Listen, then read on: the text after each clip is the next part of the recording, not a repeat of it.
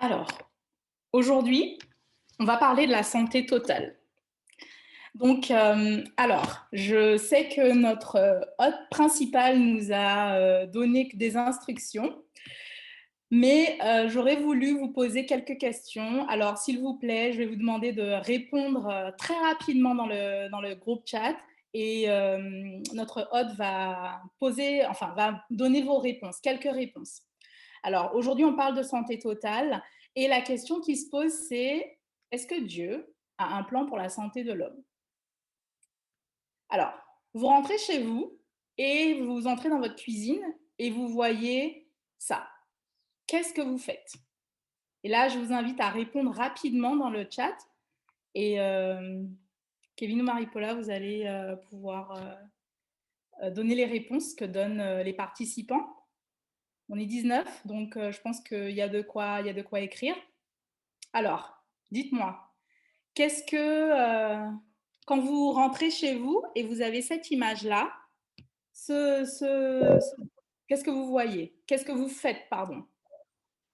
Alors, il y a une personne qui a dit je ferme l'eau, je Ouais. ferme le robinet.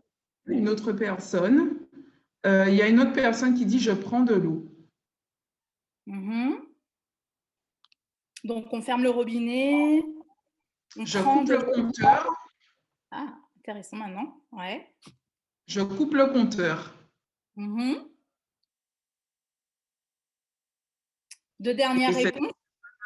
cette même personne a dit alors, puis je ferme l'eau. Ah ah. Ok.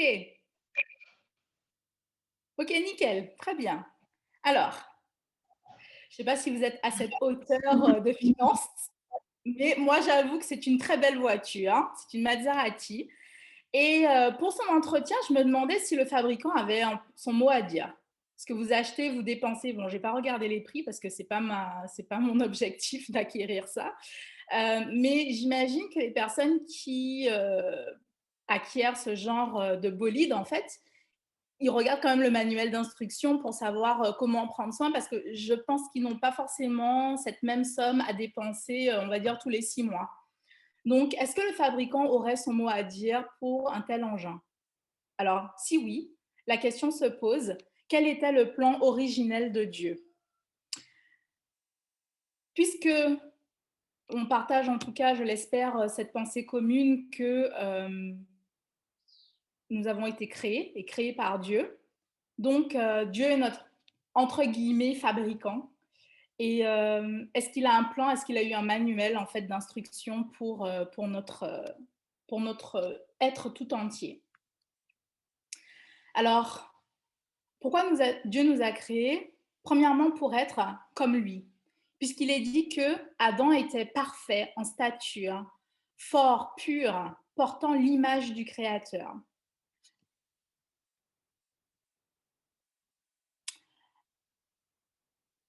L'homme devait porter l'image de Dieu aussi bien physiquement que par son caractère. Le Fils de Dieu est l'empreinte même du Père, mais l'homme a été fait selon sa ressemblance. Je pourrais dire même, et l'homme a été fait selon sa ressemblance. Il était saint, il était heureux de porter l'image de Dieu. Et en sortant des mains de son créateur, Adam était d'une taille élancée, parfaitement harmonieuse. Son visage vermeil resplendissait de santé, de vie et de joie. Sa nature était de beaucoup supérieure à celle des hommes de notre génération présente.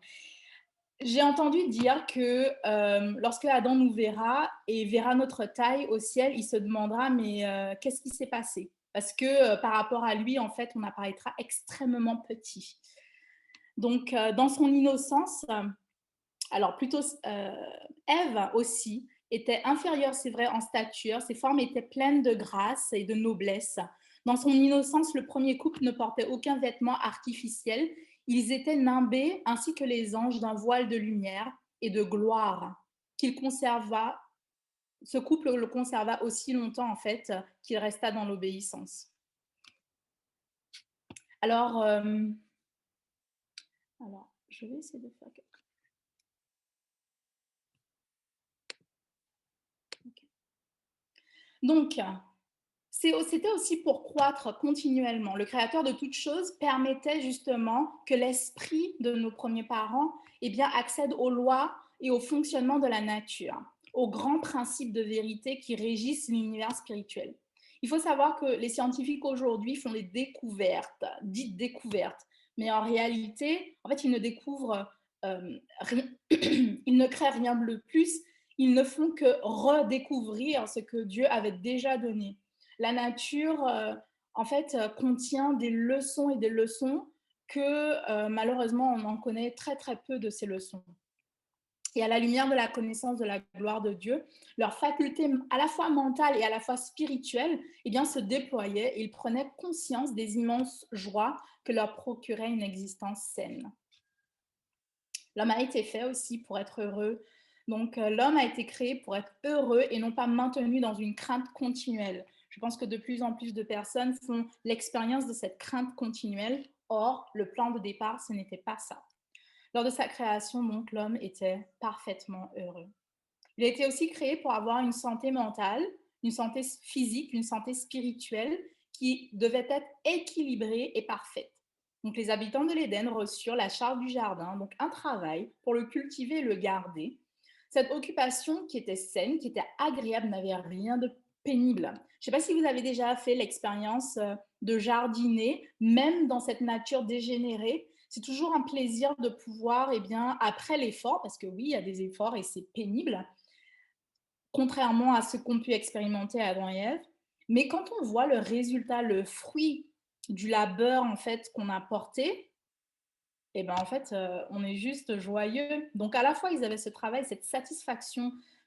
Aujourd'hui, les personnes, en tout cas moi, des fois aussi que je rencontre dans ma pratique, je me rends compte qu'ils ont un très fort manque de sentiment d'utilité, de sentiment aussi d'accomplissement en fait. Or, des, c'est une des notions de base pour être en bonne santé mentale en tout cas, mais physique aussi. Donc Dieu a donné à l'homme le bienfait du travail pour s'occuper de son esprit, pour fortifier son corps et développer ses facultés. Donc plus vous allez travailler en fait, et à l'époque c'était encore plus vrai, ça développe vos facultés. L'activité mentale, physique à laquelle Adam se livrait était pour lui une des plus douces joies de son existence. Qui l'eût cru dire que le travail c'est une joie? Mais en tout cas pour Adam, ça l'était. Un autre aspect aussi de ce plan de création, c'était aussi pour repeupler le ciel. Donc, vous savez qu'il y a eu guerre dans le ciel et Satan et ses anges ont été exclus parce qu'ils s'étaient rebellés contre Dieu, contre l'autorité divine. Et Dieu a créé l'homme pour sa propre gloire. Ainsi, après les tests et épreuves, la famille humaine pourrait être un avec la famille céleste. C'était le plan de Dieu, de repeupler le ciel avec la famille humaine, s'il se montrait obéissant à Dieu. Vous avez tous fait l'expérience de passer par l'adolescence. Et une des choses particulières à l'adolescence, c'est qu'on a ce sentiment d'immortalité, d'invincibilité. En fait, c'est pas pour rien, c'est parce que Dieu a inscrit en fait en nous ce désir ou ce sentiment d'immortalité. Et c'est peut-être pour ça qu'aujourd'hui, avec le contexte dans lequel nous vivons, où la mort s'est rapprochée particulièrement, nous voyons que les personnes sont de plus en plus sous tension extrême parce que ce sentiment, cette idée de l'immortalité, est quasiment banni en fait. Donc, cette empreinte que nous avons pour être immortel, donc le fruit de l'arbre de vie, qui était dans le jardin d'Éden, possédait un pouvoir supernaturel. Manger de ce fruit signifiait vivre pour toujours. Ce fruit était un antidote contre la mort et ses feuilles servaient pour soutenir la vie et l'immortalité. Donc, le plan de Dieu, c'était d'avoir un corps en bonne santé, un esprit en bonne santé et un mental en bonne santé. Pourtant, il y avait une condition. Alors, Dieu avait fait l'homme droit, doué de nobles facultés, sans penchant au mal, d'accord? Et il l'avait gratifié d'une haute intelligence. Tout l'engageait à demeurer fidèle à son Créateur. Cependant, une obéissance parfaite et perpétuelle, telle était la condition d'une éternelle félicité. Et à ce prix, il pouvait être donc justement, il pouvait avoir libre accès à l'arbre de vie et donc avoir une vie éternelle. La chute, eh bien la chute en fait, il y avait dans le jardin aussi d'Éden un autre arbre qui s'appelait l'arbre de la connaissance du bien et du mal. Donc, contrairement à ce que on veut souvent nous faire croire que Dieu est un dictateur, pas du tout. Dieu n'est pas un dictateur. Bien au contraire, il laisse le choix. Et en laissant le choix, il a mis aussi à disposition cet arbre de la connaissance du bien et du mal, en donnant un commandement à l'homme, qu'il pourrait manger de tous les arbres du jardin. Euh, voilà, donc tous les arbres du jardin. Je vous laisse imaginer quand même la quantité d'arbres qu'il y avait à manger, enfin, qui portaient du fruit pour en manger. Mais il lui dit simplement, tu ne mangeras pas de l'arbre de la connaissance du bien et du mal. La volonté de Dieu, c'était qu'Adam et Ève ne connaissent pas le mal. Et vous qui êtes parents ou qui avez des enfants autour de vous, vous savez pourquoi vous n'avez pas envie qu'ils se fassent mal, n'est-ce pas? Donc Dieu, en tant que créateur, n'avait pas envie eh bien, que nous connaissions le mal.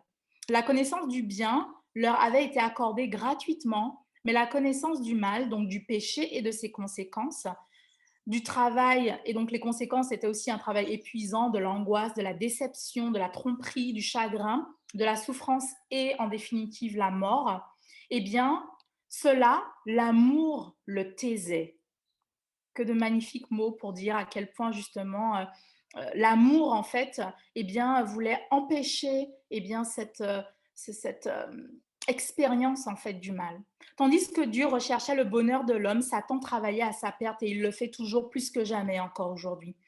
Ève, méprisant l'avertissement de Dieu à propos de l'arbre défendu, s'aventura auprès de cet arbre et rencontra là son ennemi, Satan. Voyant que l'intérêt et la curiosité de la femme étaient éveillés, entreprit de contester la parole de Dieu, ce qu'il fait encore aujourd'hui. Est-il bien vrai? Est-ce que ça fonctionne vraiment? Et donc jeter le doute sur la sagesse et la bonté de l'Éternel.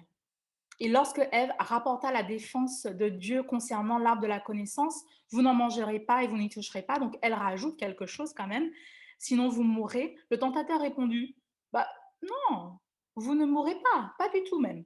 Mais Dieu sait que le jour où vous en mangerez, vos yeux s'ouvriront et que vous serez comme des dieux qui connaissent le bien et le mal. Et je vous laisse aller vérifier de vous-même donc, ce que je suis en train de dire, qui se trouve dans Genèse au chapitre 3. Alors, c'est quoi le résumé de la chute? L'homme perdit tout. Alors, l'homme perdit tout en choisissant d'écouter l'imposteur, plutôt que celui qui est la vérité et qui seul possède l'intelligence. Le bien et le mal se mêlèrent dans son esprit jusqu'à l'obscurcir et même le paralyser.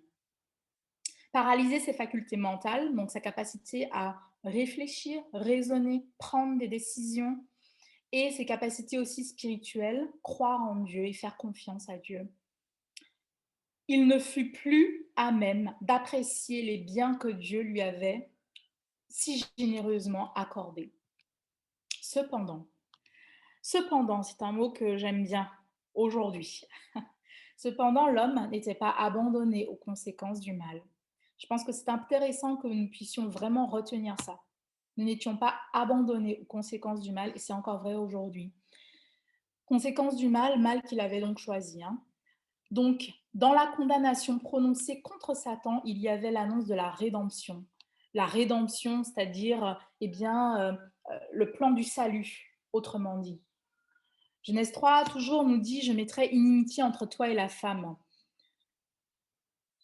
et tu lui écraseras le talon. » Avait dit Dieu, pardon. « Entre ta descendance et sa descendance, celle-ci t'écrasera la tête et tu lui écraseras le talon. » Eh bien, prophétie qu'on a vue par l'arrivée du Christ sur terre et sa mort à la croix et sa résurrection ensuite. Cette condamnation prononcée devant nos premiers parents était pour eux une promesse. Avant d'entendre parler de broussailles, de chardon, de dur labeur, de peine, leur part désormais, et de cette poussière à laquelle ils devraient retourner, ils reçurent des paroles qui ne pouvaient manquer de les remplir d'espoir. Tout ce qui avait été perdu sous l'emprise de Satan pouvait être retrouvé par le Christ. Alors, on parle de santé totale aujourd'hui et vous pourriez me demander, mais finalement, pourquoi tout ce cheminement autour d'une conception biblique? Eh bien, c'est intéressant parce que je pense que cette conception, et je ne le pense même plus, je le crois, que cette conception biblique est aussi le reflet de ce que nous sommes en train de vivre, chacun d'entre nous aujourd'hui. Et lorsque nous allons parler de santé totale, c'est pas simplement la santé, mais la santé totale, il est intéressant de retracer un petit peu eh bien, les objectifs finalement de ce plan de Dieu. Donc cependant, la race humaine n'était pas abandonnée au désespoir. Beaucoup de personnes croient aujourd'hui que parce qu'on est issu de microbes, on n'a pas forcément de but ni il n'y a pas de sens à la vie. Et en fait, le mal ne disparaîtra jamais, les gens ne cesseront jamais d'être mauvais, etc. Eh bien, en fait, je pense que ça, c'est une parole d'espoir quand on donnera accès justement à la santé, certes physique, mais l'être humain n'est pas un être juste physique, il est aussi un être mental, il est aussi un être spirituel.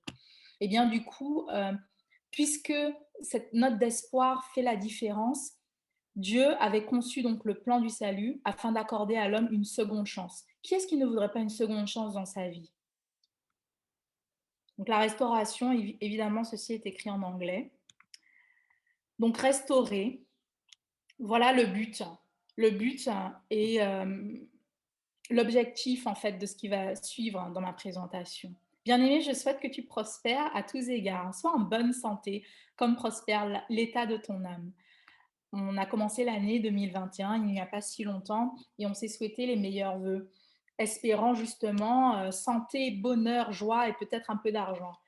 Mais c'est intéressant de recevoir en fait finalement des vœux et le Seigneur, par l'intermédiaire de son serviteur, nous dit, j'espère que tu prospères à tout égard, non pas simplement physiquement, mais aussi dans ta vie, que tu sois épanoui, tant physiquement, mentalement que spirituellement.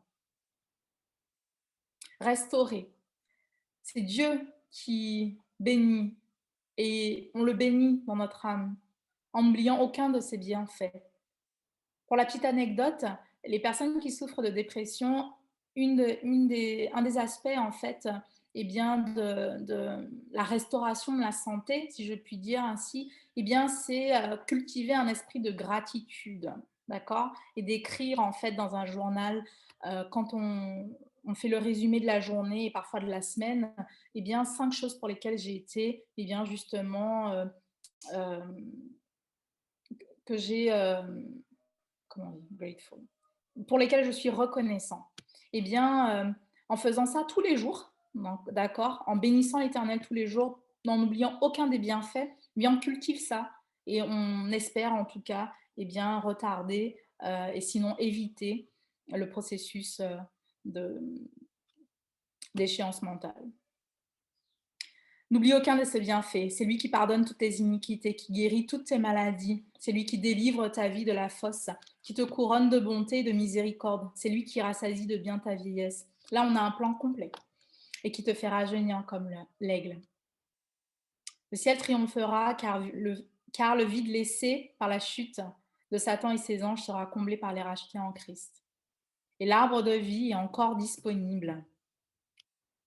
Au milieu de la place de la ville, donc on parle de la Nouvelle Jérusalem, et au bord et sur les deux bords du fleuve, il y avait un arbre de vie produisant 12 fruits, 12 fois des fruits, rendant son fruit chaque mois et dont les feuilles servaient à la guérison des nations. Alors le plan, donc j'ai trouvé que c'était très bien résumé, donc j'ai laissé comme ça. Donc pour les personnes qui ne parlent pas anglais, je vais simplement traduire rapidement. Donc c'est un résumé de ce que je viens de dire en fait, hein.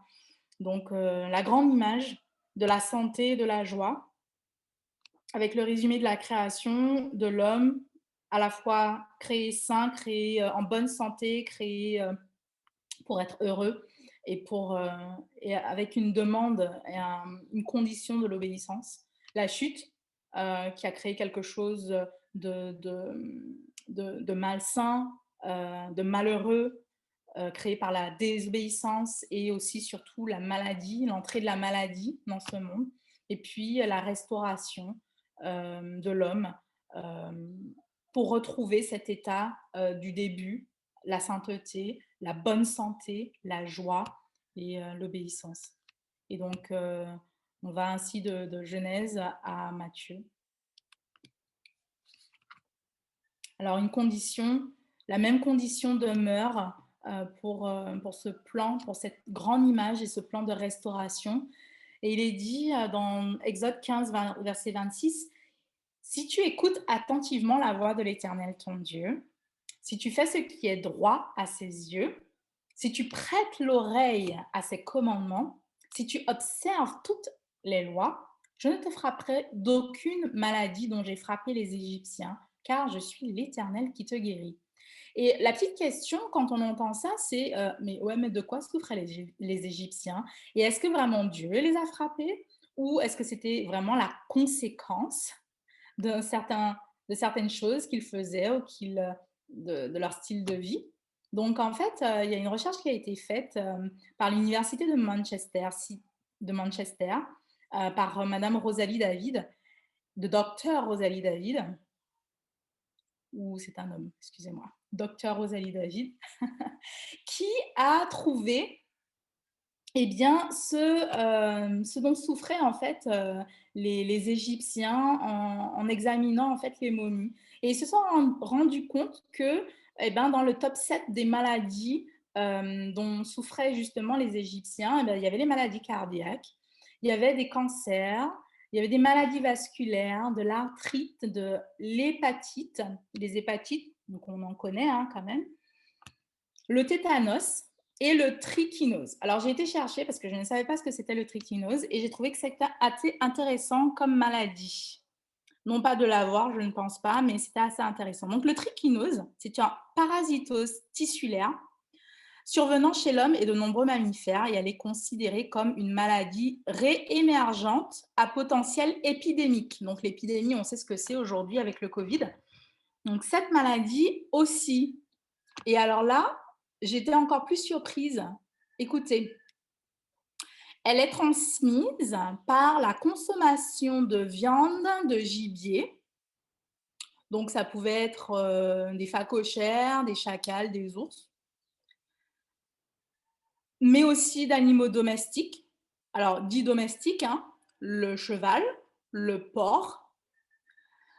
Et les parasites sont transmis quand la viande est mangée crue ou insuffisamment cuite, lorsque l'animal aussi a été contaminé par des larves d'un ver, qu'on appelle le nématome, les nématodes, dont on connaît donc plusieurs espèces, généralement la Trichinella spiralis, mais aussi Trichinella pseudo-spiralis et autres en France.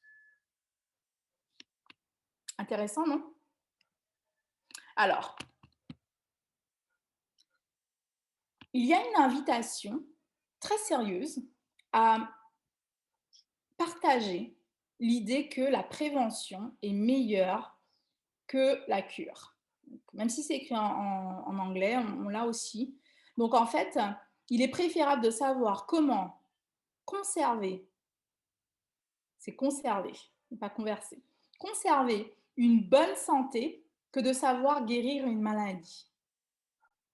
Vous savez, quand on a la santé, c'est déjà un acquis. Quand on devient malade,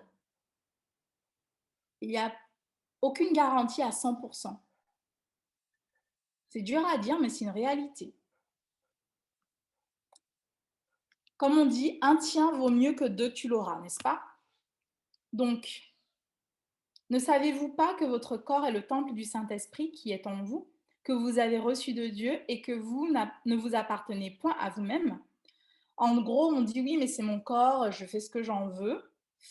Non, car on a été racheté à grand prix. Glorifiez donc Dieu dans votre corps, dans votre esprit qui appartiennent à Dieu. Il n'y a pas de mal sans cause.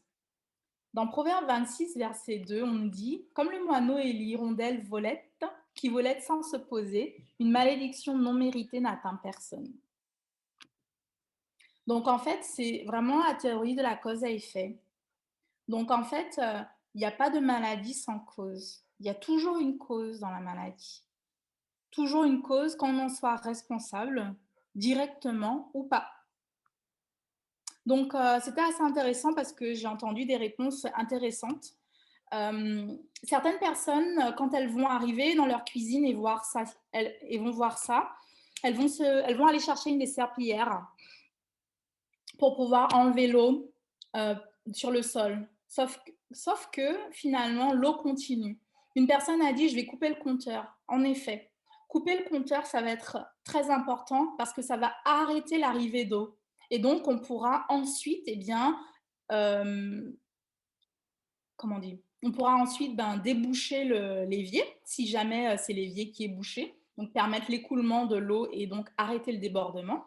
Ensuite, on pourra aller prendre une raclette et puis enlever le surplus d'eau. Et finalement, pouvoir prendre la serpillière et finir le travail.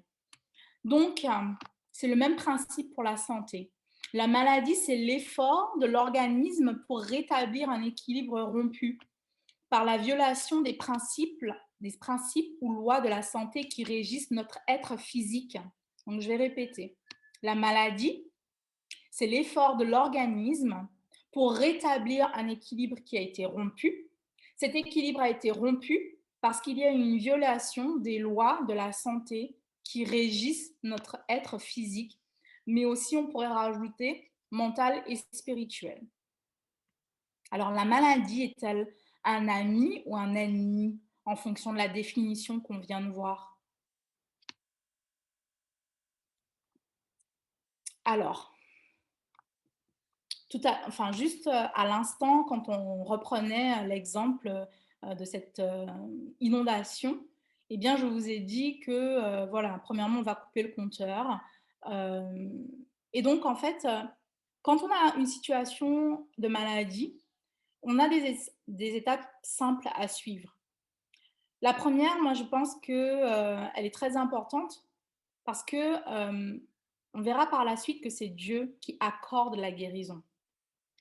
Il nous a voulu en bonne santé, physique, mentale et spirituelle. Et donc, il est notre créateur, c'est lui qui sait en fait quand la machine ne fonctionne pas, qu'est-ce qui fait que ça ne fonctionne pas. Donc, tout à notre honneur et pour notre sagesse de pouvoir aller le consulter. Donc, prier. Ensuite, la deuxième étape, c'est d'aller couper le compteur. Donc, c'est d'abord de rechercher la cause et de faire tout pour stopper cette cause-là. D'accord? Vous aurez beau faire toute une suite de choses qu'on verra après, ça ne servira à rien si l'eau continue à couler. Vous êtes d'accord avec moi? Ça paraît logique. D'accord? Donc, on coupe le compteur. Première chose, on recherche la cause pour pouvoir stopper en fait cette cause. En général, quand les gens ils ont une hémorragie, c'est quand même une situation de vie ou de mort, d'accord? L'enjeu de la vie est vraiment en jeu. Eh bien, les médecins, les chirurgiens vont chercher à voir où se situe l'hémorragie afin de la stopper. Donc, première chose, on coupe le compteur, on stoppe. On cherche d'abord la cause, ensuite on la stoppe. Ensuite, on fait des ajustements dans le style de vie. C'est-à-dire, cette cause souvent a été créée par une accumulation de choses et dans notre style de vie, notre façon de gérer la vie, par exemple le stress, l'alimentation, le manque d'exercice physique, etc., etc. D'accord? Le logement insalubre ou l'environnement insalubre. D'accord? Donc, on fait des ajustements dans notre style de vie, justement pour pouvoir changer les situations qui sont malsaines, c'est-à-dire qui ne font pas la promotion de la santé, et corriger les mauvaises habitudes. Donc, cette partie pourrait être l'équivalente de on débouche l'évier. D'accord? Donc là, on est vraiment en train de faire des ajustements. Donc, si l'évier est bouché, donc il y a deux choses. Il y a la cause, donc l'eau coule, mais l'évier étant bouché, empêche l'écoulement de cette eau. D'accord? Donc là, ça correspondrait à ça. Et pour la dernière étape, finalement, on va utiliser des remèdes naturels. Alors, il y a beaucoup de personnes aujourd'hui qui veulent avoir des alternatives à la santé, à la médecine. D'accord? Et elles vont chercher, oui, le gingembre, c'est bon pour l'inflammation, le curcuma aussi, telle herbe, aujourd'hui, c'est l'herbe à pic, et cetera. C'est très bien, c'est très, très bien. Parce que c'est ce que Dieu nous a donné. D'accord? Mais si vous n'avez pas, c'est la même chose. Aller prendre la serpillière alors que l'eau est en train de couler. Ça n'a pas de sens. D'accord? Donc, avant d'aller chercher le gingembre ou l'herbe à pic ou l'herbe en bas-feuille, comme on dit, eh ben, on va d'abord passer par les premières étapes. Ensuite, on va utiliser les remèdes naturels parce qu'on a besoin d'assister le corps dans son effort de rétablissement en fait, de cet équilibre qui a été rompu. Donc, en fait, on va utiliser donc les herbes, on va utiliser aussi l'hydrothérapie, on va utiliser les minéraux comme l'argile, on va utiliser autre chose en fait. D'accord? Alors, je pense qu'il y a quelque chose d'intéressant et d'important. En phase aiguë, surtout quand il y a un danger vital, toutes ces phases-là, toutes ces étapes-là, sauf la prière, eh bien, sont quasiment caduques. En phase aiguë, d'accord, quand il y a un danger danger de mort, eh bien, en fait, il est important eh bien, de faire stopper cette phase aiguë. Le don, la vie est un don précieux de Dieu et il y a des moments où des accidents surviennent qui peuvent nécessiter des interventions de sauvetage urgentes. Ainsi, par exemple, la chirurgie peut sauver des vies, prévenir des maladies ou encore un handicap. Est-ce dénier pour autant la foi que d'utiliser de puissants médicaments en chirurgie, par exemple, ou de subir d'autres interventions pour sauver la vie? Non.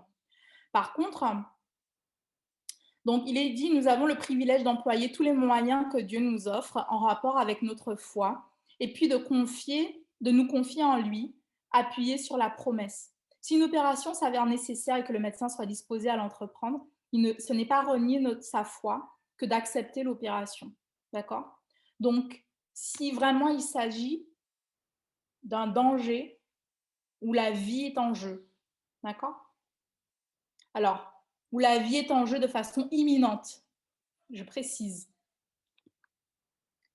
Ce qu'on voit malheureusement, c'est que les médicaments pharmaceutiques ont rarement besoin d'être utilisés en réalité. Malheureusement, beaucoup trop de personnes ont recours à l'utilisation de ces médicaments comme première option et ils s'en servent de façon régulière, voire quotidienne. Et de nombreuses études ont démontré que ce recours a causé de graves problèmes de santé.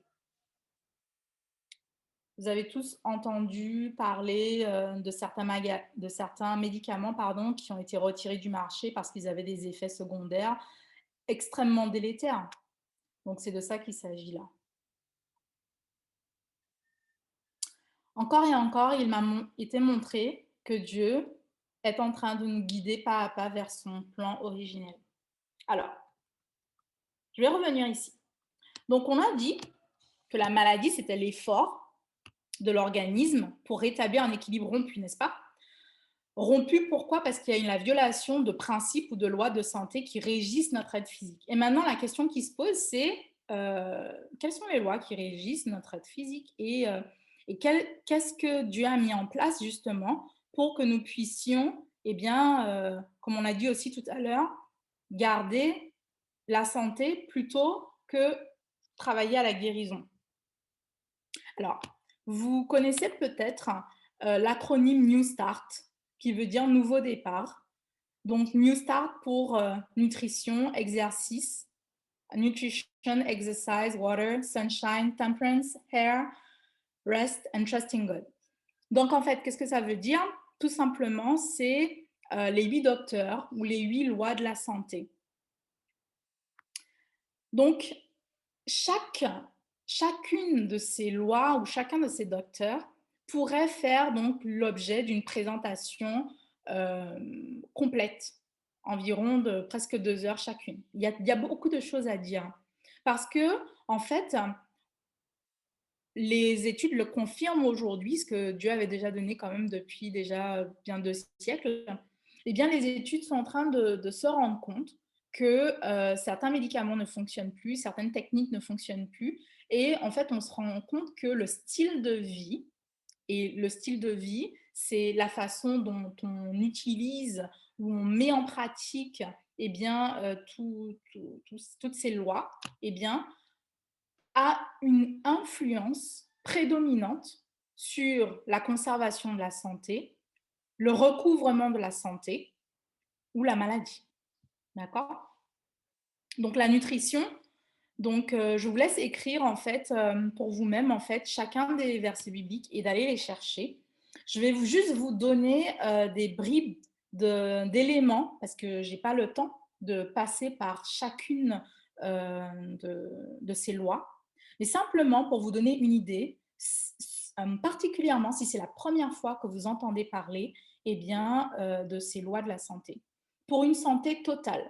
Donc, juste quand on regarde là cette grande image, on se rend compte quand même qu'il ne s'agit pas simplement d'alimentation, qu'il ne s'agit pas simplement de repos ou d'eau, d'accord? C'est un ensemble. Alors, pour le premier, le N de nutrition, donc les recherches scientifiques ont montré que plusieurs maladies sont directement liées à certains choix alimentaires.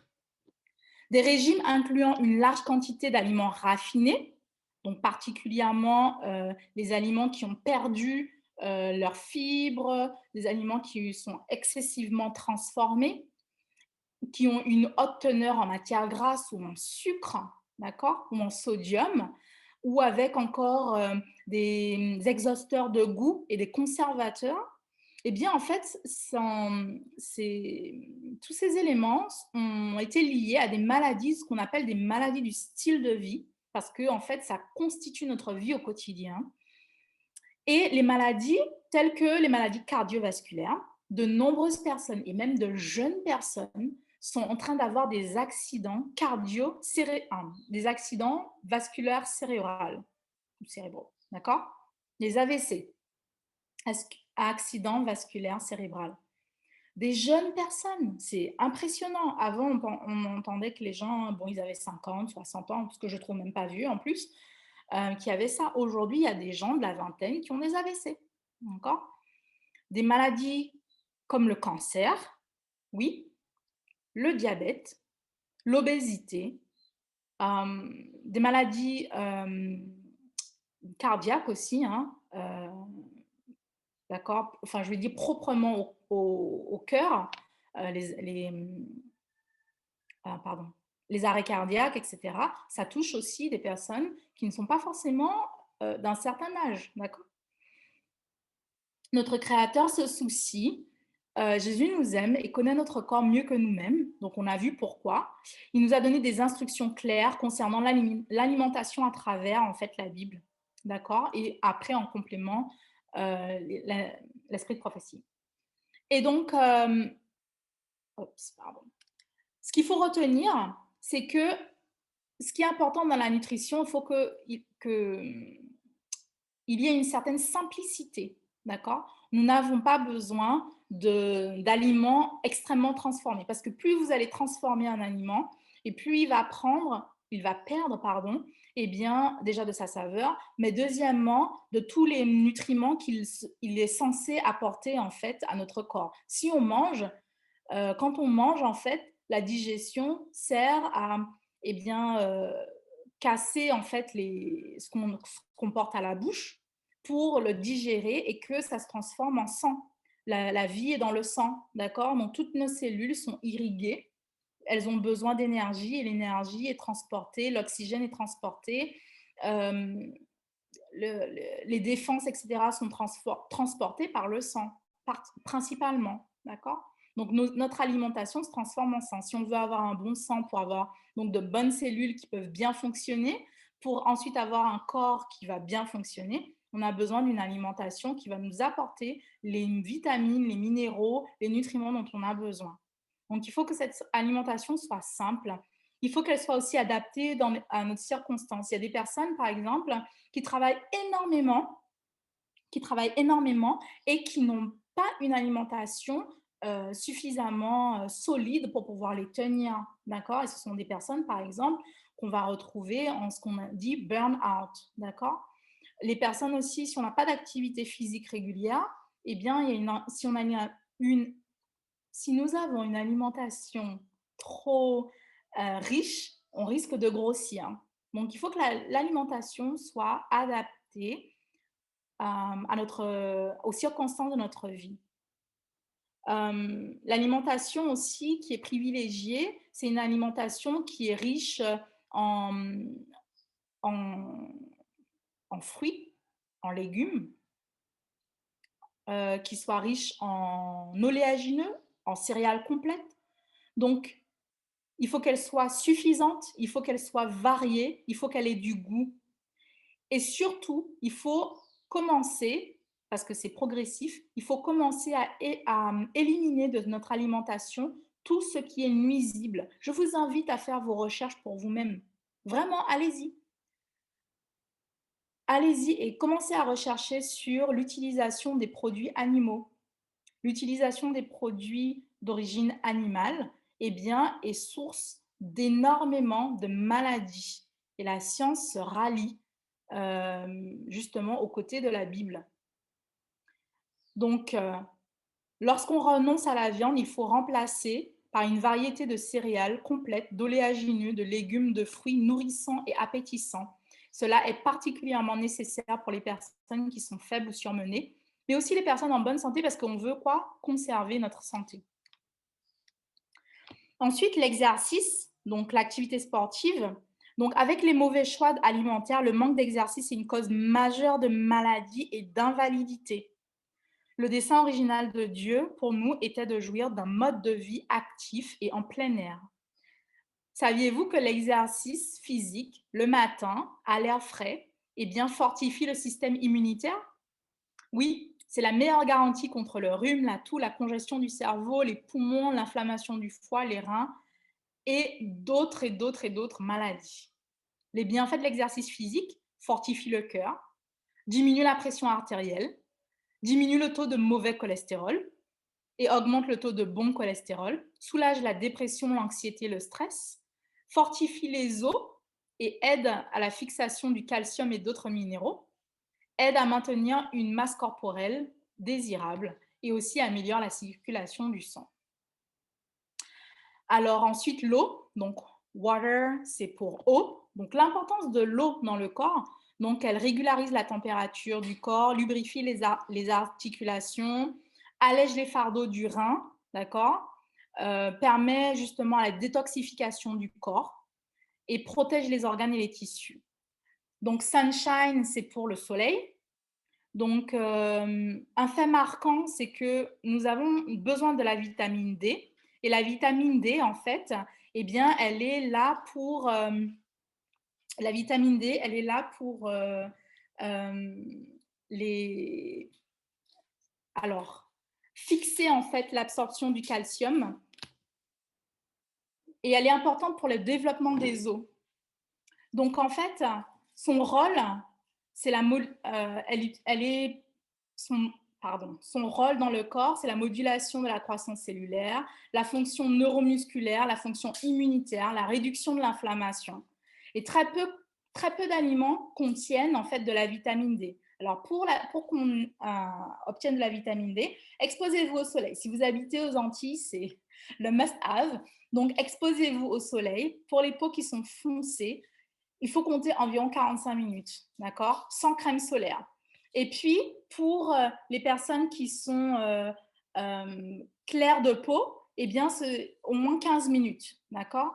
Allez-y progressivement si vous n'avez pas l'habitude. La tempérance. Donc, la tempérance, qu'est-ce que la tempérance? En fait, la tempérance, il s'agit de s'abstenir de tout ce qui est nuisible à la santé et utiliser avec modération ce qui est bon. Saviez-vous que les bonnes choses en excès deviennent mauvaises?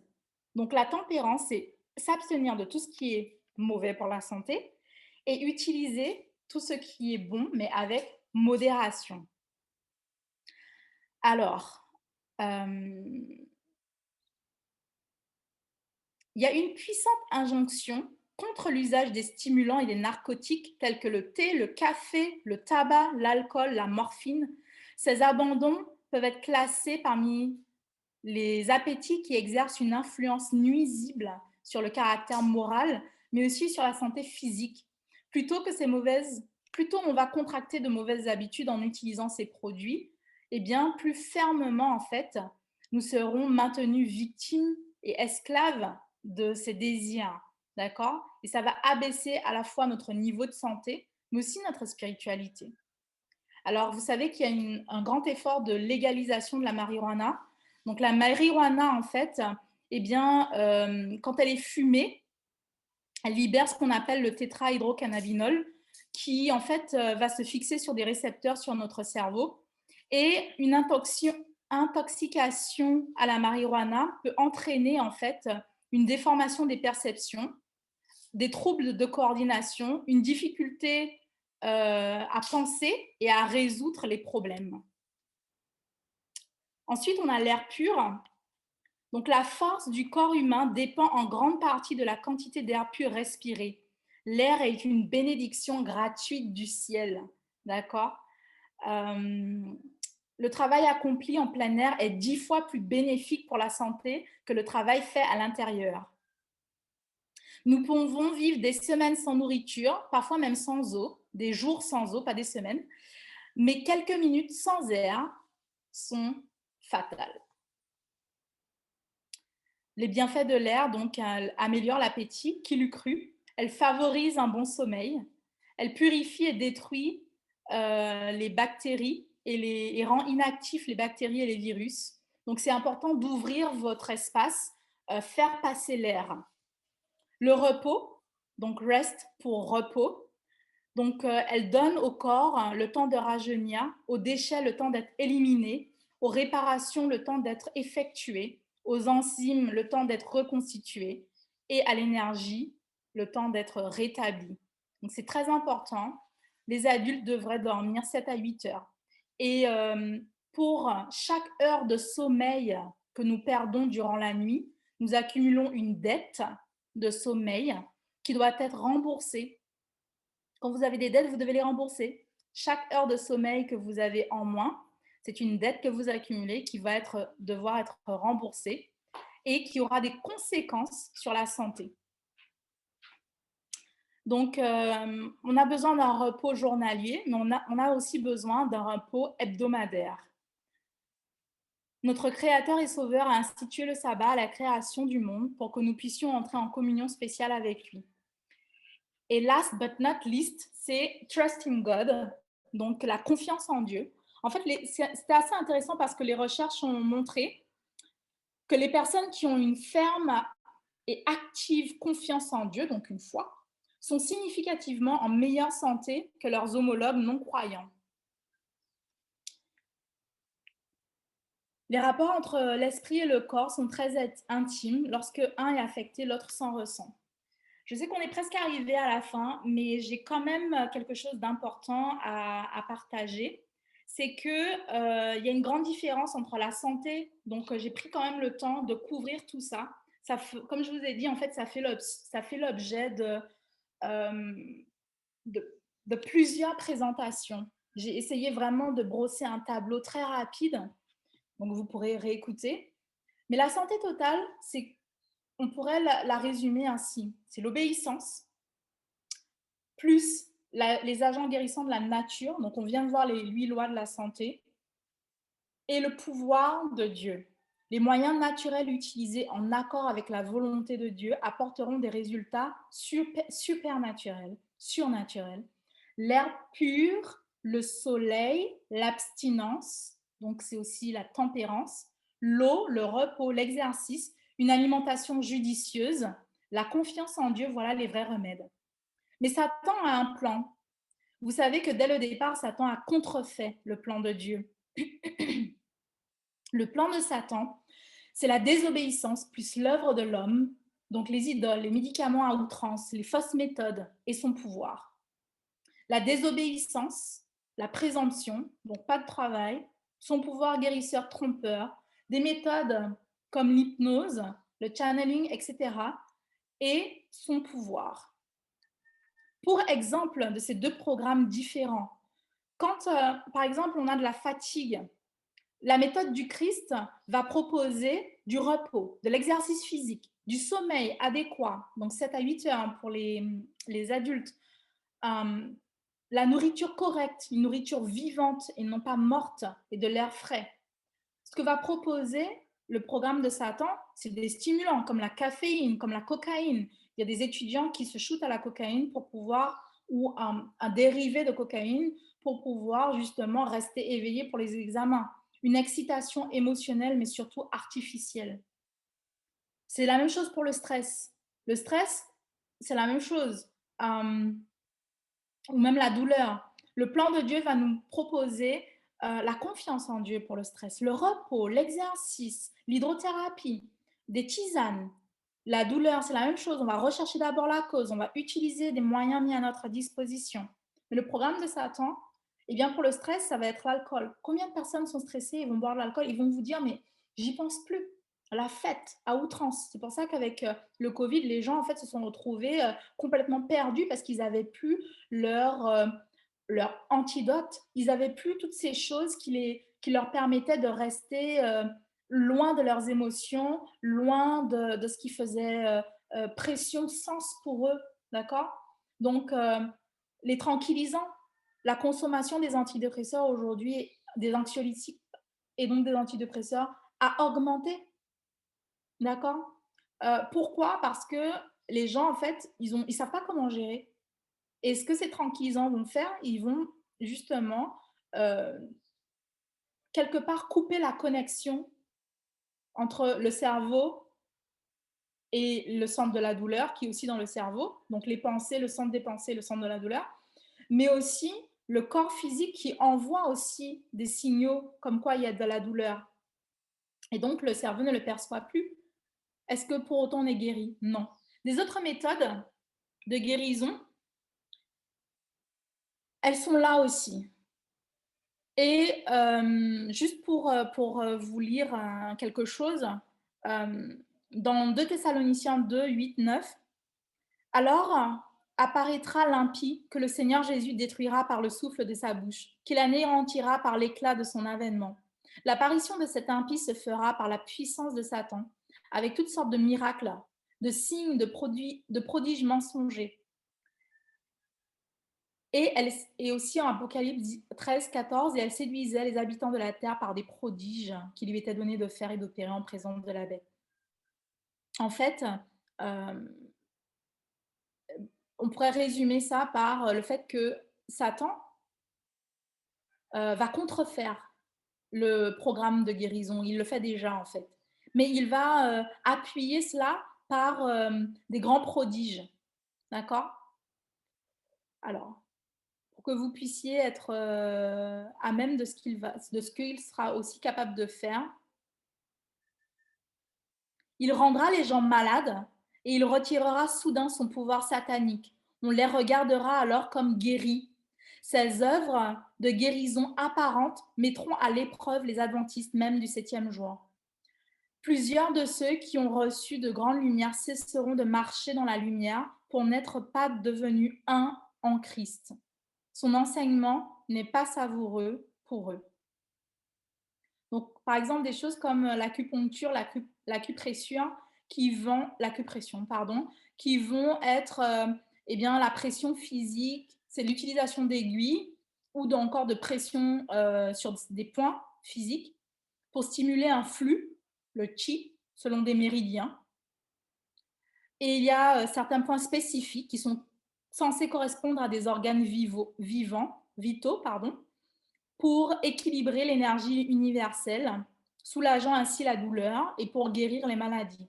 Donc les origines de ces méthodes sont très étroitement liées à l'astrologie. On a aussi l'iridologie, l'homéopathie, l'hypnose. Donc l'hypnose, par exemple, il va utiliser en fait des différents objets. Ça peut être la lumière, ça peut être de la musique, des sons répétitifs pour mettre les patients dans un état de conscience altéré ce qui se caractérise par une extrême ouverture à la suggestion. Il y a une perte marquée de la puissance de volonté et de sensation durant la session d'hypnose.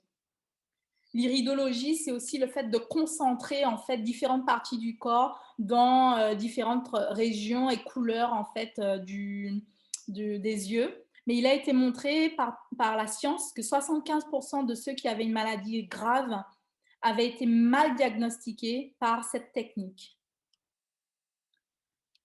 Il y a une grande influence aussi par le mouvement du Nouvel Âge. Donc, ce qui est important, pourquoi je vous en parle, c'est parce que sur le marché actuellement, il y a énormément de techniques de guérison à la mode qui arrivent ici aussi.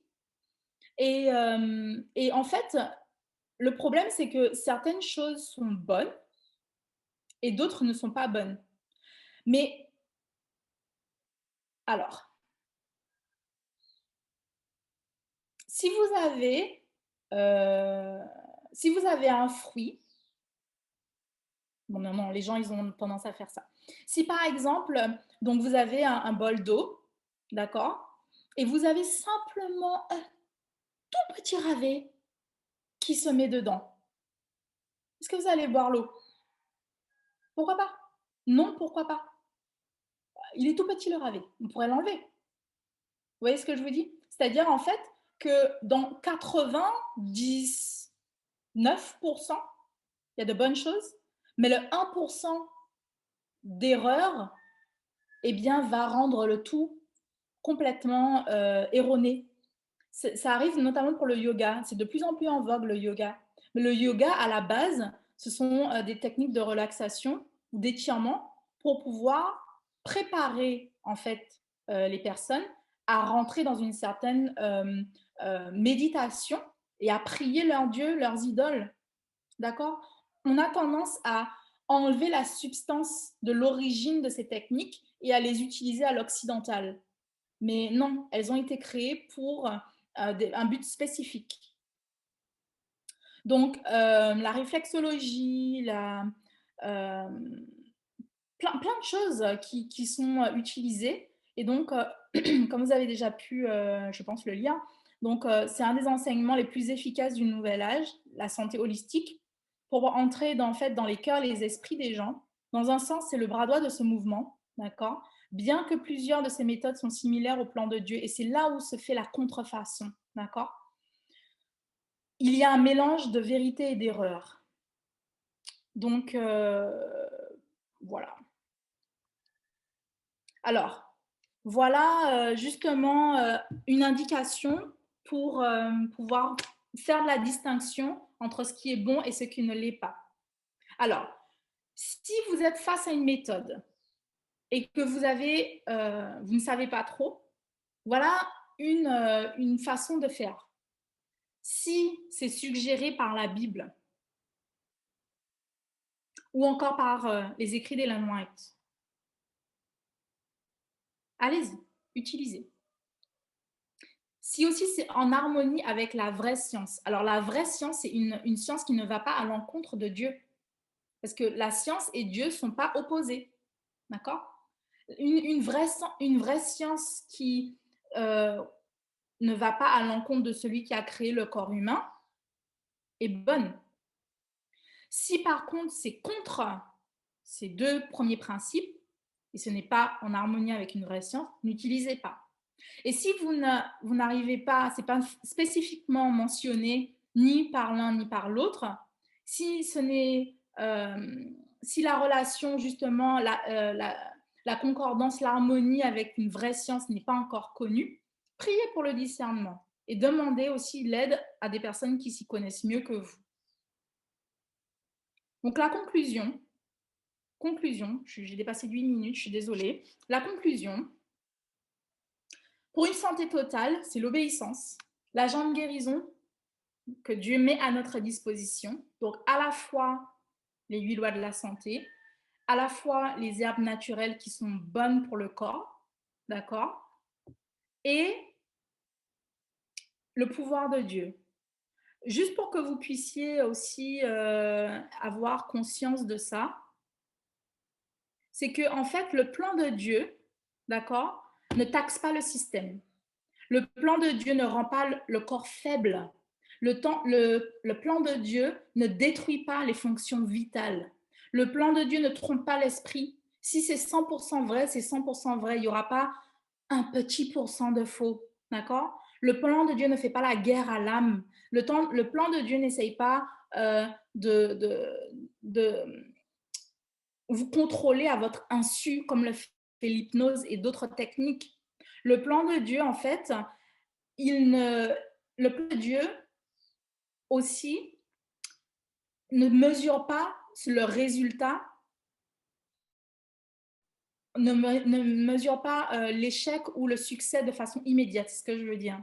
Parfois, Dieu va dire non, parce que le but, c'est pas de nous maintenir ad vitam aeternam ici, sur cette terre, d'accord? On va faire tous les efforts, mais le plus souvent, enfin, je ne peux pas dire le plus souvent, à la volonté de Dieu, il va toujours pouvoir bénir en fait les efforts qui seront faits.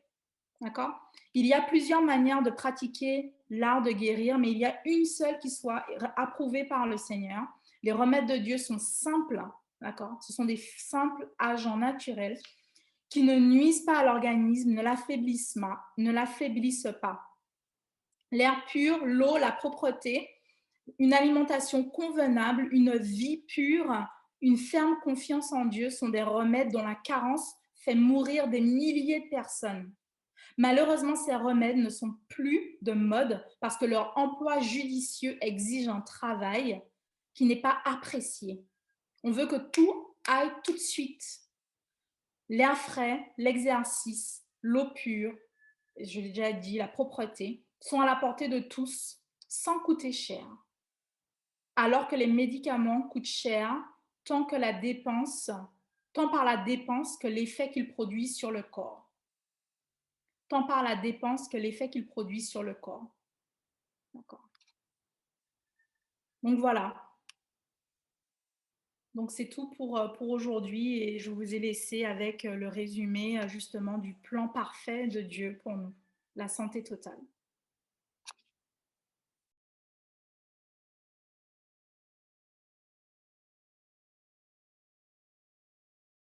Considérer l'homme dans un tout, d'accord? De pas simplement considérer l'esprit d'un côté, le corps d'un côté, voilà.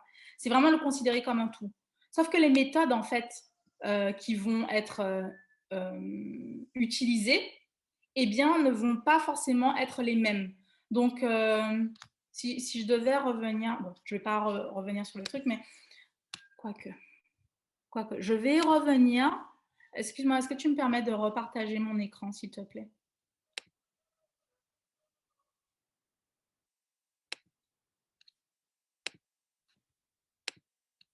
Alors, oups, non, il faut que je le mette comme ça. Ok. Donc, par exemple, je vais revenir sur ce qui avait été proposé là.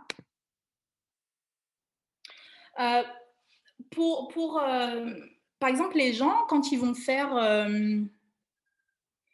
qu'est-ce qu'on peut dire? Qu'est-ce qu'on peut prendre? Qu'est-ce qu'on peut prendre?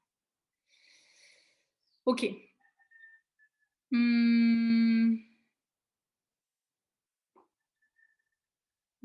Qu'est-ce qu'on peut prendre? Il y a tellement de trucs à prendre.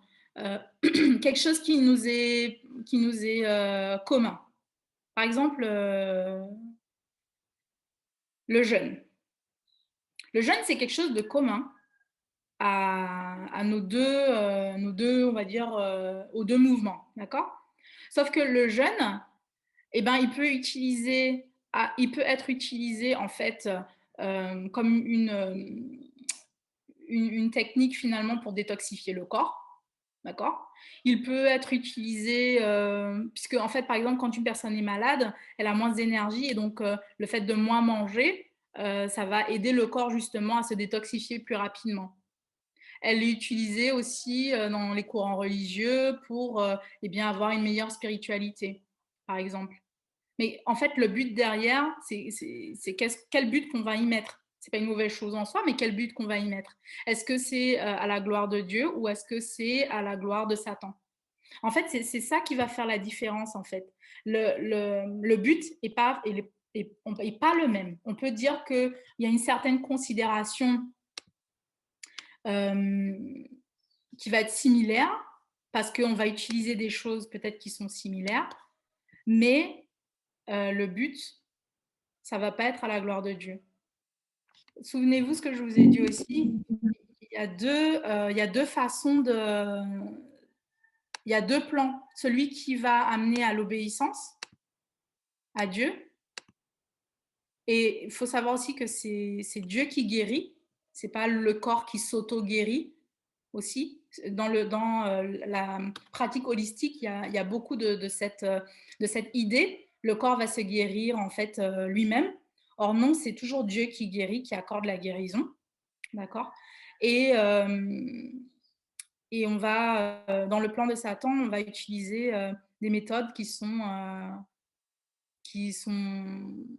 peuvent avoir du bon, mais parce qu'elles ont même un infime pourcentage de fausseté, eh bien, en fait, ce sera totalement faux. Je ne sais pas si j'ai répondu à ta question. Et puis, Marie-Paula, est-ce que tu voudrais ajouter quelque chose? Oui, en fait, effectivement, dans les pratiques en fait qui seront faites et qui sont très tendances, vont utiliser effectivement des choses qui nous sont communes. Et c'est vrai que là, c'est l'adoration qui est en jeu parce que ce qu'on va faire va avoir une influence en fait sur notre manière de considérer Dieu, de le conceptualiser en fait et de vivre avec. Je vais prendre un exemple. Par exemple, le yoga. On va avoir des techniques de respiration profonde et on va avoir des positions tournées vers le soleil, etc. La respiration profonde en soi est excellente puisqu'elle permet de manière physiologique d'acquérir de l'oxygène et de développer justement le cerveau. Maintenant, les personnes qui pratiquent le yoga vont l'utiliser comme ça marche très bien, la respiration profonde. Donc, ils vont l'utiliser, le combiner justement à cette contrefaçon de l'adoration.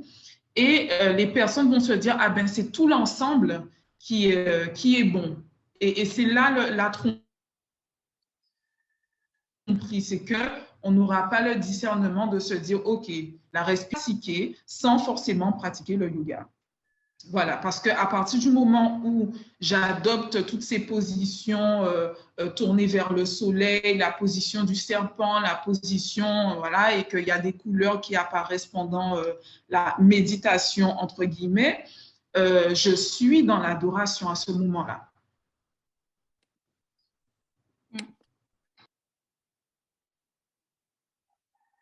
Est-ce qu'on a répondu à la question? Il y a quelqu'un qui demande, en fait, finalement, est-ce que ça veut dire que c'est Satan qui guérit?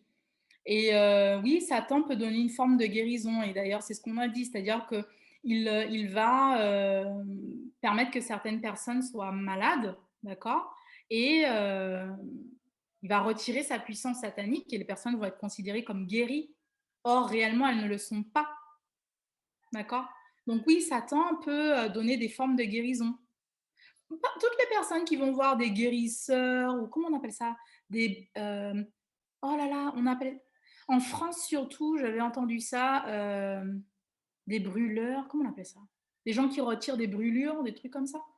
Ou même des guérisseurs, en fait, ici. Mais même en Afrique, partout. Les gens guérissent, ils ont une forme de guérison. Mais ils ne sont pas guéris, je veux dire, à la manière de Dieu, en fait.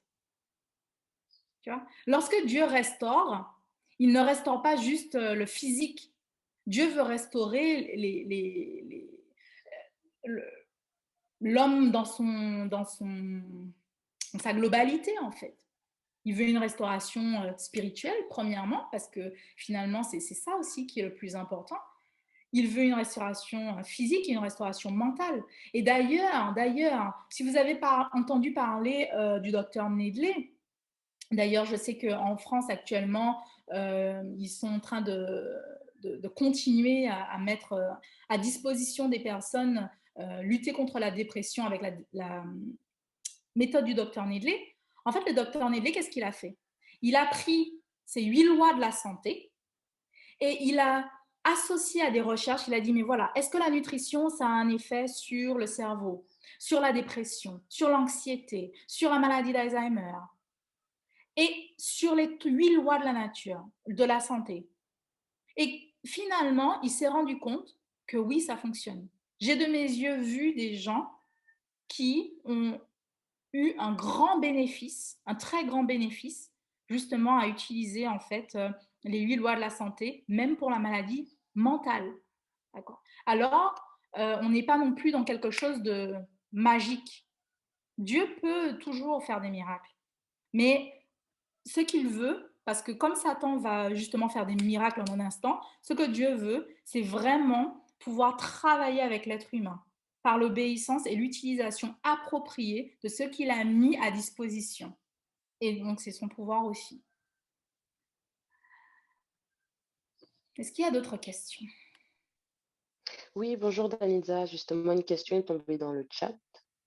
2 autres d'ailleurs. Quelqu'un aimerait savoir en fait si c'est possible de réitérer ton avis concernant l'acupuncture. Ok. Donc, en fait, l'acupuncture, c'est une méthode qui utilise des aiguilles, en fait. Et l'idée, c'est de stimuler un flux. D'accord? Donc, la conception, c'est que le corps serait traversé par certaines lignes qui correspondraient à un certain flux énergétique qui s'appelle le chi. Enfin, en tout cas, c'est comme ça, le ki ou le chi, je ne sais pas comment ils appellent exactement. Et donc, du coup, en mettant ces aiguilles ou encore en faisant des pressions quand il n'y a pas l'utilisation d'aiguilles, ce serait pour rééquilibrer cette énergie dans le corps.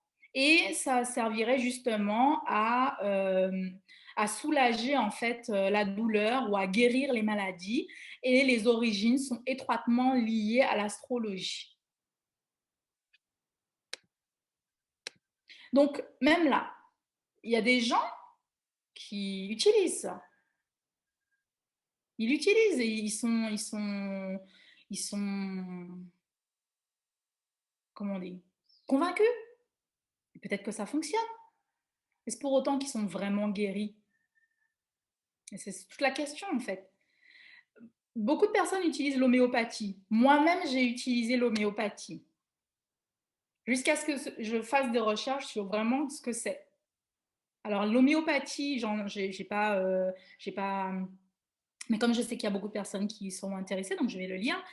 Donc, en fait, l'idée de l'homéopathie, c'est de traiter les patients en diluant à l'extrême eh bien, les préparations qu'ils font. Pardon. Et ça prétend justement causer un effet similaire. Alors, je vais reprendre. On traite le patient avec des préparations très diluées qui prétendent causer les effets similaires aux symptômes présentés. Donc, par exemple, si une personne souffre d'une diarrhée, par exemple, l'homéopathe donnera une herbe qui aurait tendance à provoquer cette diarrhée. Mais comme elle est extrêmement diluée, du coup, elle n'aura pas le même effet. Et elle va guérir la personne. En fait, ce qu'ils disent, c'est que l'eau aurait une mémoire qui permet aux préparations homéopathiques de travailler sans la substance originale. Et la science, justement, en train de dire qu'il n'y a pas d'observation vérifiée, ni de mécanisme physique scientifiquement plausible pour un tel phénomène. Est-ce que je peux intervenir sur ce point aussi? Oui. Alors, justement, étant donné que cette eau est extrêmement diluée, du coup, en fait, elle va générer cette notion de puissance. Et on ne va pas justement parler de puissance scientifique, mais une puissance énergétique à ce moment-là. Et c'est la personne qui croit en l'homéopathie, qui croit en cette puissance qui se trouve dans l'eau, qui va se voir guérie ou apparemment guérie. Voilà, donc l'homéopathie demande beaucoup de foi, disons, de croyance à ce potentiel, il appelle aussi le potentiel, il y a cette puissance qui se trouve dans l'eau.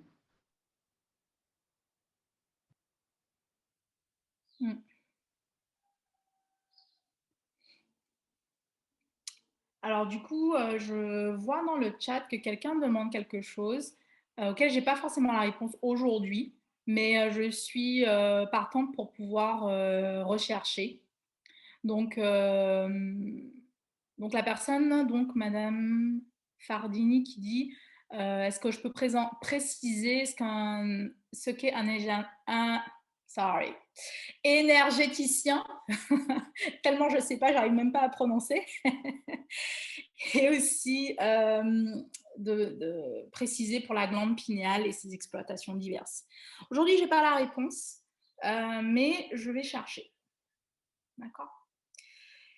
Il y a une personne qui nous demande pour les huiles essentielles, est-ce qu'elles peuvent soigner ? Alors, il y a un grand débat autour des huiles essentielles. Personnellement, je pense qu'elles ont un effet, d'accord ?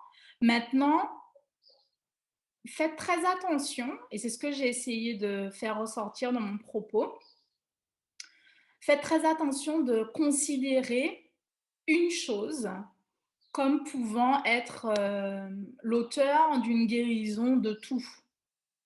Un ne peut pas guérir tout, d'accord ? C'est l'ensemble de ce qui va être mis en place. Donc l'huile essentielle qui va être utilisée dans un programme de santé pourra être très bénéfique. Mais une huile essentielle à part entière, utilisée alors que vous n'avez pas fermé le compteur, alors que vous n'avez pas débouché l'évier, ce serait comme si vous preniez du sopalin et que vous mettiez sur le sol. Donc l'huile essentielle en soi, c'est pas un problème, ça va fonctionner. Mais je sais que, voilà, ce qu'on lui dit, il y a un débat dessus. En tout cas, voilà, je donne ma position personnelle. Mais ce n'est pas un pour soigner le tout. Si je pouvais dire quelque chose. Alors, il est important de fonctionner par principe, notamment pour les énergéticiens. Dans énergéticien, on entend énergie. Donc, cette personne ne va pas utiliser l'énergie scientifique, c'est-à-dire on va s'alimenter, ça va créer de l'énergie qu'on va dépenser pendant un exercice physique. Cette personne va utiliser les énergies cosmiques. Donc, par principe, il vaut mieux que vous alliez faire des recherches sur l'origine d'une pratique. Et à l'origine de la pratique, vous allez voir si elle est en accord avec la parole de Dieu ou si elle est en désaccord. Les pratiques modernes ont ce lien commun qui est qu'ils vont croire au cosmos. Ils vont croire que l'univers, c'est Dieu, alors que l'univers, c'est une créature de Dieu. Ils vont croire en ce liquide justement énergétique qui circule dans le corps humain. Voilà, donc une fois que vous arrivez aux origines, à ce moment-là, vous pouvez déterminer, OK, c'est en accord avec la parole de Dieu ou c'est en désaccord avec la parole de Dieu. Et concernant les huiles essentielles, c'est un peu comme le yoga. Les huiles essentielles ont bien un effet sur le corps humain physiologiquement. Maintenant, des personnes vont utiliser les huiles essentielles pour dire ça va guérir la blesse, par exemple, puisque c'est un terme très, très connu en Guadeloupe. Ça va guérir les blessures quelconques, ça va guérir d'une manière émotionnelle, alors que c'est totalement faux. Maintenant, l'huile essentielle de menthe, va donner un certain calme. L'huile essentielle de lavande va aider aussi dans le processus du sommeil parce que Dieu a créé la lavande avec des cellules, des molécules qui ont une action sur le cerveau, qui ont une action sur le rythme circadien, sur le sommeil, sur la relaxation. Voilà. Donc, différencier, bien différencier ce qui est physiologique, scientifique, de ce qui relève de l'adoration, qui relève d'autres aspects non tangibles.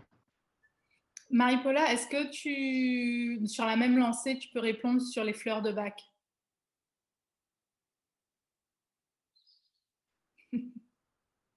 Bach, voilà, on va attribuer des propriétés aux fleurs.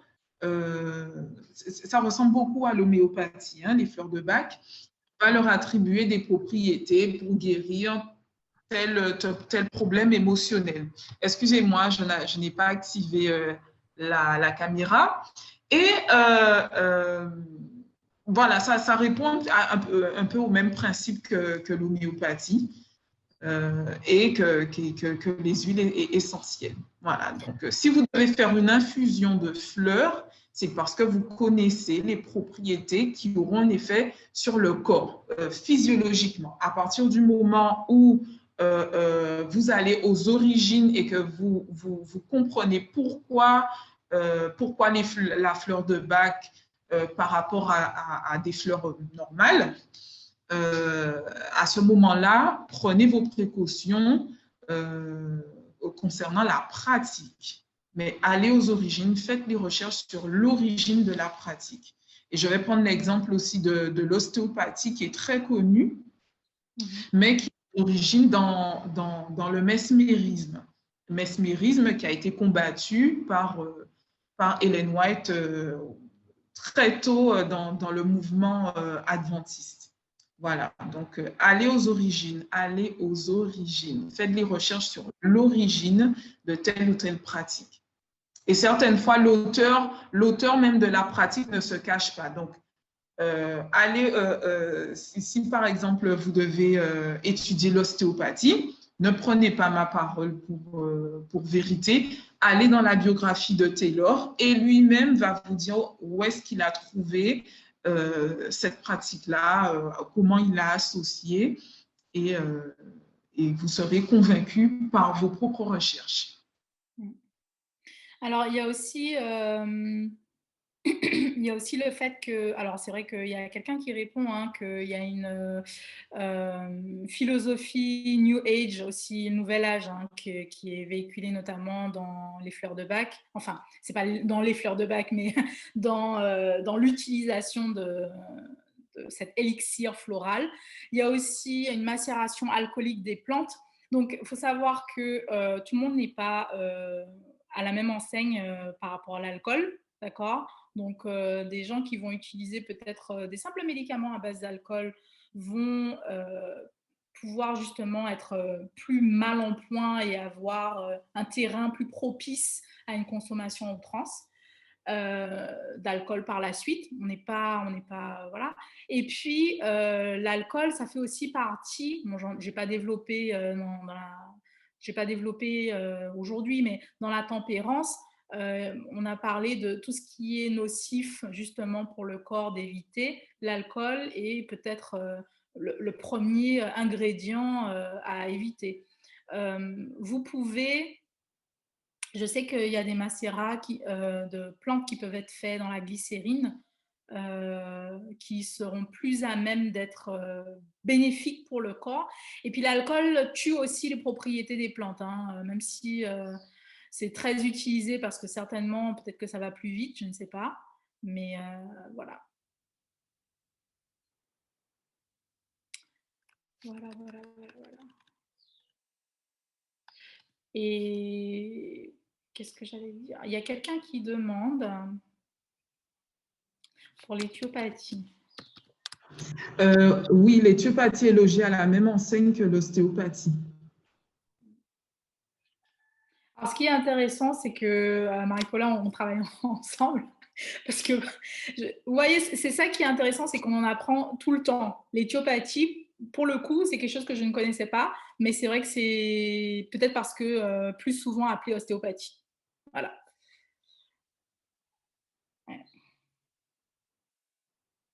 Alors, vous savez, à un moment donné, je vous ai dit, je vais rechercher ma slide pour pouvoir la repartager peut-être avec vous. Alors, juste pour finir, hein, si vous ne l'aviez pas noté, notez-le. Il y a énormément de méthodes sur le marché. Il y a des choses sur lesquelles on est plus à même de répondre aujourd'hui et d'autres non. Mais même si on était à même de répondre, j'ai beaucoup aimé ce que Marie-Paula a dit. Elle a dit, ne vous attachez pas à ce que je dis, allez vérifier, allez chercher pour vous-même. Donc, à un moment donné, j'ai présenté ça. Dieu nous a dit, venez, raisonnons. Il nous a donné, comme vous avez vu hein, au tout début, la faculté de réfléchir, de l'intelligence. Vous êtes des êtres intelligents, d'accord? Donc, posez-vous les bonnes questions. C'est pas parce que vous utilisez quelque chose et que vous avez toujours entendu que c'est bon et qu'aujourd'hui on vient, on vous dit oh non c'est pas bon, qu'il faut prendre premièrement ça pour argent comptant ou deuxièmement faire de la résistance, d'accord? Ne faites pas de résistance, simplement allez examiner pour vous-même et raisonner. Mettez le pour et le contre, les origines. Et comme j'ai dit tout à l'heure, en fait, le problème qui se pose, c'est qu'il y a beaucoup de choses qui sont utilisées, mais en fait, on leur enlève de leur contexte d'origine, de leur substance. Et on se dit, ah ben non, ils faisaient ça, mais nous, on ne le fait pas, donc c'est pas grave. Non, ça vient comme un package, quoi. C'est comme un enfant, bon, c'est parce que vous aimez pas la couleur de, je sais pas moi, la couleur de ses yeux ou ses orteils que vous allez renvoyer le paquet. Non, c'est pas, c'est déjà, vous pouvez pas le renvoyer. Vous voyez ce que je veux dire? C'est, on le prend ou on le prend pas, et on peut même pas ne pas le prendre. Donc, vous avez le choix. C'est un package. C'est pas, je prends ce qui me convient. C'est pour ça que d'ailleurs, il y a des gens qui, à un moment donné, éprouvent des difficultés mentales qui amènent sur un versant spirituel, et je suis bien placée pour le dire, qui amènent sur un versant spirituel qui n'est plus de l'ordre d'une maladie mentale ni d'une maladie physique.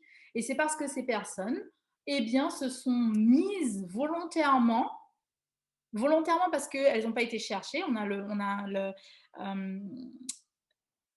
Comment on dit? On est tenu responsable quand on utilise quelque chose de savoir, d'accord?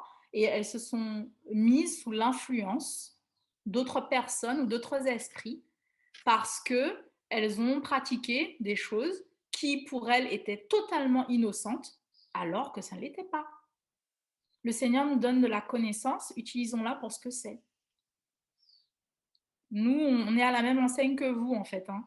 On n'est pas plus avancé. On cherche, on a aussi voilà, fait j'ai envie de dire, des sacrifices de temps et d'argent pour pouvoir aller chercher, prendre, et on vous transmet simplement.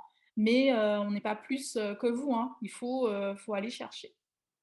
Oui, et j'invite à tous ceux qui nous écoutent de se précipiter sur les 8 docteurs plutôt que de chercher à savoir si telle ou telle pratique nouvelle est bonne ou pas. Les simples remèdes ajoutés à la toute-puissance de Dieu auront plus d'efficacité que le fait d'aller chercher à se faire, exemple, craquer les os. Donc, empressez-vous d'obéir, justement par rapport à la présentation de Danitza, d'obéir à ces lois, de les mettre en pratique et ensuite on verra pour le reste. Mais je suis sûre que le Seigneur n'hésite pas à guérir ceux qui le souhaitent. Enfin, il fait sa volonté, certes, mais il n'hésite pas à suppléer aux besoins d'une personne qui est dans le chemin de l'obéissance.